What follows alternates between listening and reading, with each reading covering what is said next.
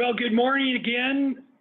This is the 2017 TLC conference, and we are excited to be able to present another tremendous presentation. My name is Paul Schultz. I'll be the host for this TLC session entitled Setting Yourself Up for Post-Graduation Career Success. And we're excited to have Rebecca Davis, Career and Employer Outreach Specialist, and also Nicole Poff, Career Services Specialist too. And without further ado, the chat will be open during this session, so please feel free to participate, ask questions, and we look forward to their presentation. At this time, Rebecca and Nicole.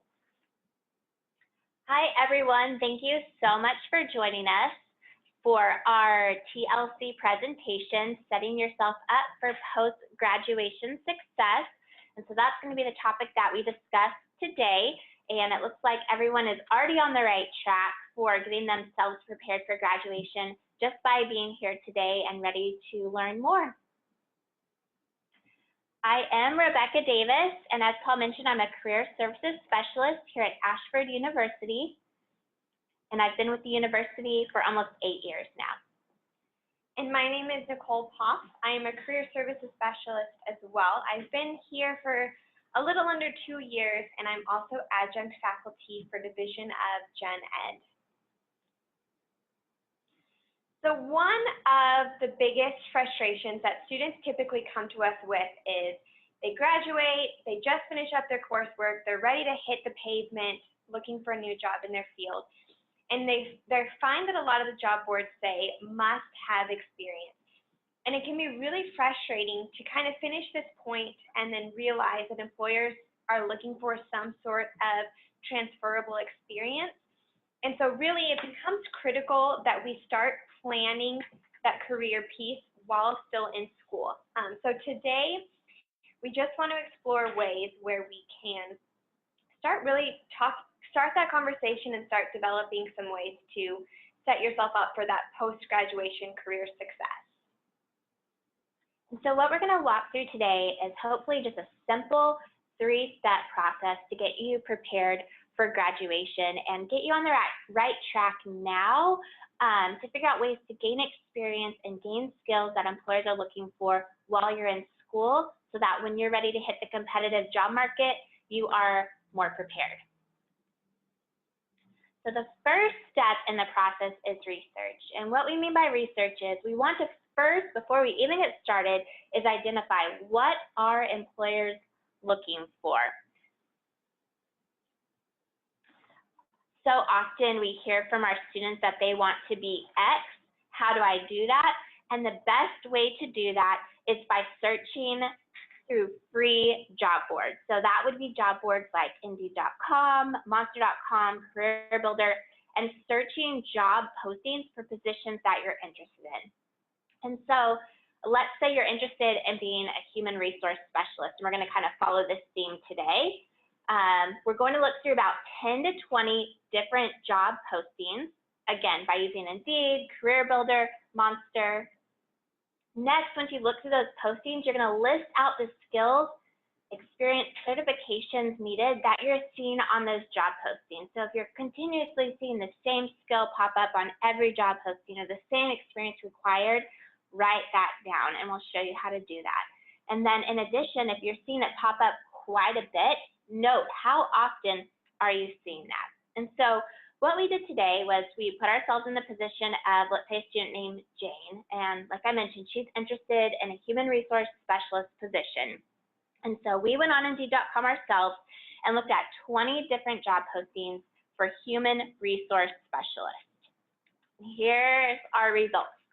We saw over and over again 10 different times that employers were looking for someone for this position who maintained detailed records and confidentiality. They also wanted someone who had experience with training and coaching. Again, Frequently, we notice employers were looking for someone with Microsoft Office, Excel, and PowerPoint experience. So again, make sure you write all these down because I think you will be really surprised at how often you see the same skills pop up. So 15 different times, strong organizational and time management skills, someone who was collaborative. We also noticed something interesting. We saw 5 different times a PHR certificate popped up. So we know we're gonna have to go back and learn more about that. And then someone who had a degree in business administration or a relevant field. And finally, 10 different times, someone who had experience or a skill with conflict management. All right, so now we know what the employers are looking for. So we can move forward confidently into step 2, which is the gap analysis. The gap analysis truly is all about identifying what you still need. So again, we now know what the employers are looking for, and essentially we're going to compare that to what you have as a student. So for the gap analysis, you're going to look at your own skills. What do you have from your past experiences and jobs? Kind of line it up with your resume. Comparing what employers are really looking for and desire, and then determining that gap. What do you still need to really make yourself that qualified candidate when you finish school? So we're going to go back to Jane. Again, she wants to be an HR representative. And we're starting with what she has. She's currently a customer service rep. So just kind of in the chat, do you guys see anything that might cross over into what employers are looking for? Based upon our previous research.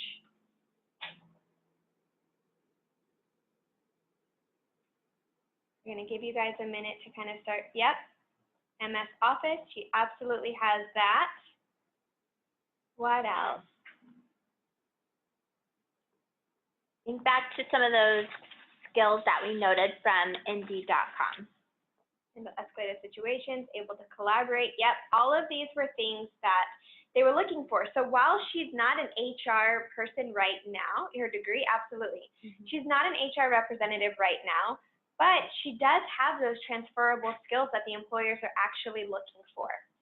So by starting communication skills, so by starting with what the employer was looking for, and then matching it up to what she had, we're able to then go back to that skills that she needed.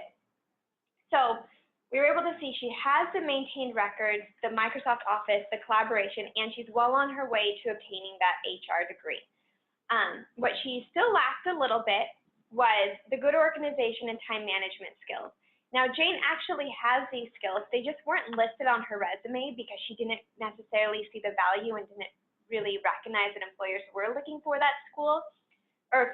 So we added a little plus sign, and that way Jane knows to go ahead and add that back to her resume. She doesn't have to develop that skill. She already has it. She's simply going to add it to her resume for when she's applying for jobs. Additionally, we found that there were 3 skills that Jane still needed after kind of doing that gap analysis. Conflict management skills, training and coaching experience, and then that PHR certificate.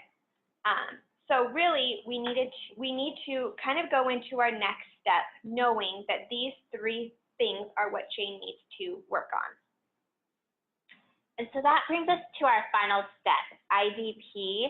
And IDP stands for Individual Development Plan. And so now that we've done the research, we've identified what we're missing, now we can build the plan. And so I just want to emphasize that you can't have one step without the other. Each of these steps builds upon each other. So make sure you do start from the beginning with the research.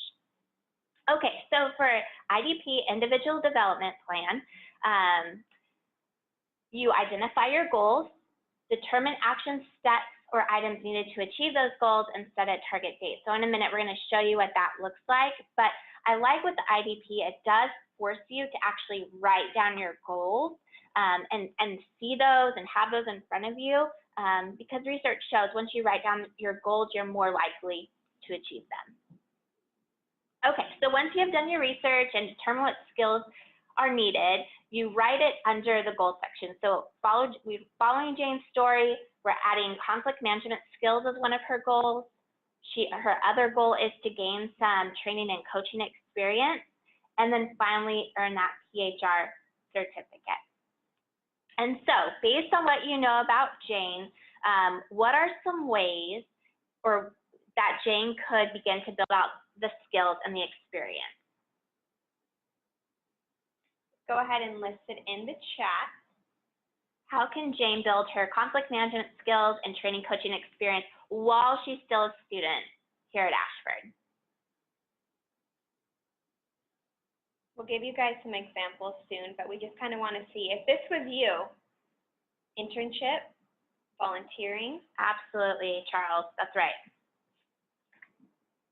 Find out what it's, yep, that tees you up nicely. Yes, we need to know what a PHR certificate is. CHAMPS program, yep, that's good experience. Informational interview, job shadowing, CHAMP mentoring. Perfect. You guys are absolutely on track. And so here's some additional items. We should have put CHAMPS on there because that's a great example. But here's some things we thought of for Jane to do to gain some conflict management skills. So do her research, read a little bit more. She could read The Anatomy of Peace. It's a book on Amazon. So she listed out what that resource is. Step in during conflicted meetings. So in her current role, figuring out how to utilize that skill, and then work with her manager to help resolve team conflict. And this is one of my favorite, is share your goal if you're able to with your manager, share it with your peers, share it with a mentor, because they can help you get creative and think of ways to gain skills that you may be missing. And then don't forget to add a target date. And some ways we came up with gaining some training and coaching experience, created training with your manager. So again, if you're currently employed, finding out what can I do in my current position to gain that experience and add that to my resume for the position I'm very interested in. Take on coaching new hires. So even if it's not in an official capacity, maybe taking a new person under your wing and training them and coaching them on some stuff you're really great at already. And then people had also mentioned volunteering.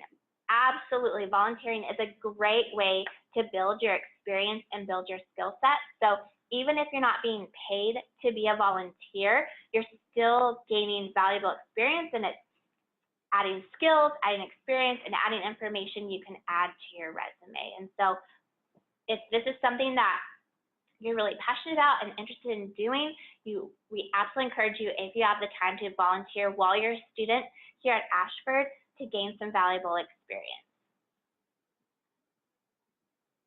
All right, so that PHR certificate.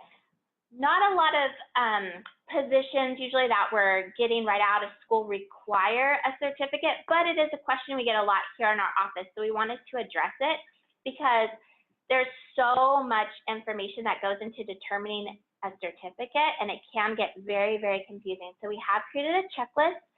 This will be available to you, and we'll discuss that later on in the presentation. But we have created a checklist to help you determine, is this certificate that employers are looking for? How is it accredited? What's the exam eligibility? So do I need experience before I can even sit for the exam? Where should I be in my career before I take the exam? Should I do it right out of school while I'm a student? Do I need a few years of experience? How much does it cost? That is a huge question, and really information we need to know to add to our plan. When can I take it? How can I take it is online. So there's a lot that goes into determining which certificate is best for you. So now that we've filled out the certificate checklist, we can add the missing information and determine what steps we need to take. So Jane does need to save up some money for the registration and material fees. It's almost a $500 certificate. And then she also learned that she does need to obtain a role in human resources and be in that role for 2 years before that certificate would be beneficial for her to sit for. And Deborah just mentioned that she just found out that licensing for a Nevada license is $500. So that's really kind of drives why we do these plans, is because $500 is a decent amount of money to spend on a license. And so knowing that in X amount of years you're going to have to shell out that $500, you can start creating a plan. You could even be more specifics within the steps to take. and say, I'm going to start saving $50 a month or $25 a month to make sure that in 3 years I have all the funds I need to be eligible to pay for that license. Absolutely. It looks like Zach has a question. Do I need to volunteer, intern, informational interview, and job shadow? And in what order should I do these steps? Great question. And I think the first step is doing your research and finding out, are the positions that I'm interested in, do they require I do an internship first? Or is there a gap? Do I already have these skills? Do I already have this experience? And if not, then maybe an internship or volunteer opportunity can help me meet those goals. I think a great way, another way you can do the research, so in addition to searching the job board, I think informational interviews are another great way to learn more about positions that you're interested in. So if you know someone, that's awesome. You can add that to find out what are the skills needed, what are the experience needed, and actually hear it from someone in that current position. So I'd add informational interviews to the research. We have a couple more questions, and I want to get to those. Yancy asked, is this what I can expect for a teacher's license? The teacher's license will vary dramatically state by state. We do have a resource for future educators called the Teacher Certification Action Plan. And just like we've broken down a process for you here, that Teacher Certification Action Plan breaks down the entire process to really help you identify what your state requirements are. Additionally, that is something where you can work with your academic advisor or career services to make sure that you're on the right track there. I see that there's a couple of other questions. I want to kind of quickly get through our next slide deck, and we will have some time for questions. We're probably going to end up with about 10 extra minutes. So I'm going to circle back to these after I finish out these last couple of slides.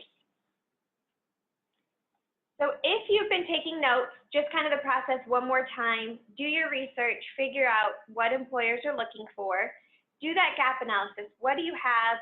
What's still missing? And then develop as comprehensive as an IDP as you possibly can. Really be detailed, really be specific, make sure those target dates are realistic. Something I want to note here is the research process can really open your eyes to what's available within your career, what those titles are. Oftentimes, we have students who are healthcare administration students, and they say, I want to be a healthcare administrator. Well, your degree title doesn't necessarily always align with your job title, and so within healthcare administration, there's so many different job titles that doing that research really helps you identify what do I want to do with this degree and what skills are necessary versus just having this kind of overarching umbrella.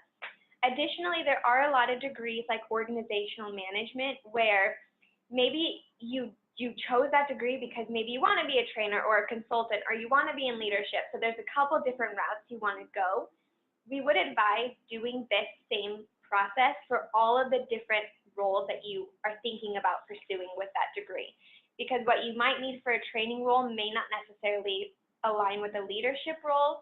So by knowing more of what you need to do for everything you want to do, you can really develop a nice IDP that's consistent with what you're trying to do. All right, a couple more slides. So to contact Career Services, you can use this email address, careerservices@ashford.edu. Additionally, you can call the main line and dial extension 20057. These are one of the two best ways to reach us. Additionally, within your student portal, there is My Career. My Career is a self-directed resource page. It looks just like the visual you see on the screen. You can look through, see what jobs we have, see what events are posted. This is where you'll be able to pull some of these planning documents that we talked about. Additionally, in here, you can request contact with an advisor. And then kind of our last resource is www.ashfordcareerresources.com. And this is a standalone website. You don't need to go through the portal to get to this website. Here you will find a lot of the resources that we've talked about. In addition, this is where that teacher certification action plan lives. So I know that there's a couple people asking questions about becoming a teacher. I would highly advise going to this resource page, looking through it, clicking the Future Educator tab, and within that Future Educator tab, you will be able to see and download your own teacher certification action plan, which will definitely fall into that research component. So definitely reach out to us. We want to discuss your plan. And now we get to jump into questions. It looks like there's a couple in here, and we have 8 minutes before they cut us off. All right, you want to take some? Kelly says, how can you find out about where to find job shadowing and internships? This is a whole other presentation because it's such a, there's so many ways you can go about it, like through LinkedIn, through fellow alumni. So I would say in this situation, it'd be a great conversation for us to have one-on-one. So really encourage you to reach out to our office to schedule a one-on-one appointment, and then we can really dive into what are your career goals, and then how do we find out about internships or informational interviews, because there are very specific websites as well, depending on what your desired career is.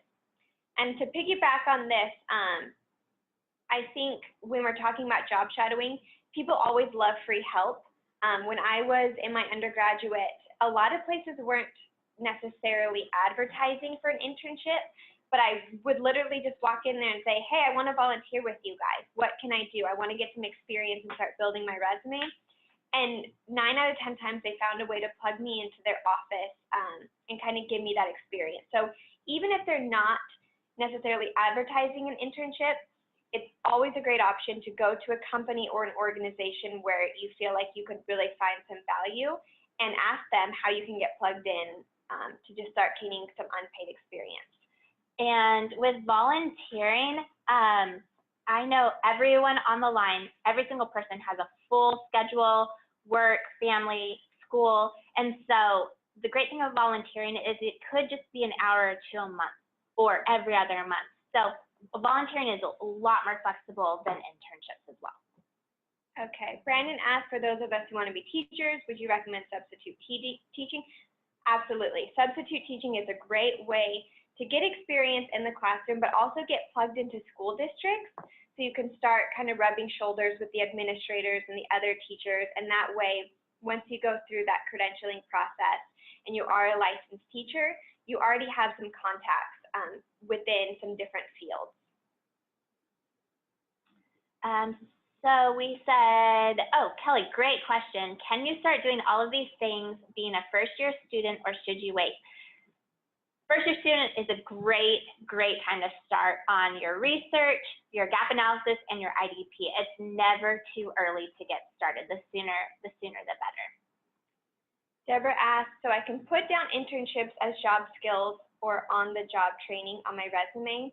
You can absolutely put down skills that you have acquired during volunteering, internship. We will want to have kind of a conversation with you about where to put that, because we don't want to mislead employers and say that it was work experience if it wasn't paid for. So there will be a different section, but absolutely there's still skills that you acquired, and they're still just as valuable. Amanda, you wanna? Yeah, how can I get experience needed to be an online instructor when you have to have a teaching certificate to teach in actual physical schools where I live? I will have my master's in a few months. I'm a CHAMPS mentor, 4 years, congratulations, and a VP of Ashford Online Psychology Club. More great experience. So I'm trying to get all the experience I can now. So Amanda, it sounds like you've already done a little bit of your own research and identifying that you do need to get some physical school experience.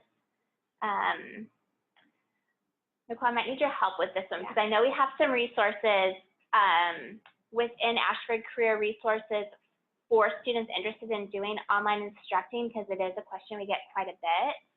So we do have some resources there for you to take a look at. But yeah, we have probably the best way to kind of answer some of these questions is we have a resource within that ashfordcareerresources.com page that really kind of walks you again through that process of figuring out what you'll need. It gives you some resources to different places where you can find these adjunct roles beyond just Indeed or Monster, things like that. Something that I hear commonly is that getting experience teaching English like online, so to international students, is a really great way to get some of those teaching skills on your resume in more of a virtual setting. So that's definitely a question that's asked a lot, and we do have some resources about that. And let's see how many minutes we have. 3 minutes, all right, and we have a lot of questions. Okay, Zachary asks, I need to learn about the AZ Early Intervention Program. Should I just read about it online, and can I put on my resume that I have studied it? Did you answer the last one? Yeah, I answered you. Okay, my turn. So definitely, Zachary, look into the early intervention program within the job board. Again, the best place to figure out what employers are looking for is by looking directly in the job board. I just had a student the other day who wanted to do something, and we found that there was a discrepancy between what she thought she needed to do and what the employers actually wanted her to do.